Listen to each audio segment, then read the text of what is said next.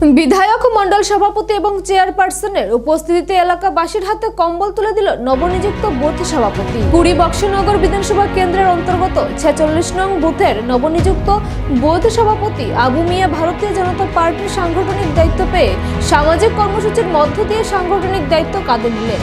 শনিবার বিকেলে 46 নং বুথে এক অনুষ্ঠানের মধ্য দিয়ে প্রায় 150 জন এলাকাবাসীর মধ্যে তুলে দিলেন কম্বল। তার এই উদ্যোগকে সাধুবাদ জানিয়ে সকলের উদ্দেশ্যে আলোচনা রাখতে গিয়ে বক্সনগর বিধানসভা কেন্দ্রের বিধায়ক তোফাজ্জল হোসেন বলেন, দল যে সঠিক মানুষের হাতে বুথের দায়িত্ব তুলে দিয়েছে সেটা সকলেই প্রত্যক্ষ করেছে।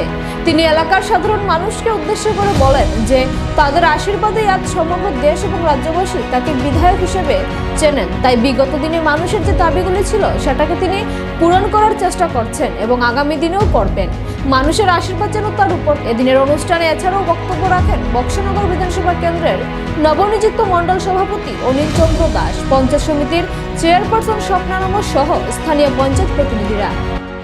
চেষ্টা করব, কারণ আপনাদের যে আপনারা আমাকে আশীর্বাদ এবং দোয়া করে বিধানসভায় পাঠিয়েছেন, অর্থাৎ আপনাদের একটা ভোট আজকে আপনাদেরকে সেবক বানিয়েছে, আমাকে আপনাদের সেবক বানিয়েছে।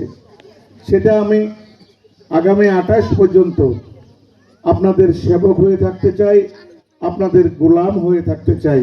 কারণ আমি ছিলাম আগে, আমার বাবার নাম ছিল, ওই নামে পরিচিত ছিলাম। এখন আমি আপনাদের নামে পরিচিত। সারা ত্রিপুরা রাজ্যে, সারা ভারতবর্ষে আমাকে কি বলছে? আমি বক্সনগরের বিধায়ক। আমার বাবার নাম একবারও বলছে না, আমার দাদার নাম একবারও বলছে না, কি বলছে? বক্সনগরের বিধায়ক। তো এই যে বিধায়ক, এটার মালিক কে? এটার মালিক আপনারা। আপনারা আমাকে বিধায়ক বানিয়েছেন। তো যার জন্য আপনারা আমার মা বাবা, আপনারাই আমার ভাই বোন, আপনারাই আমার গার্ডিয়ান।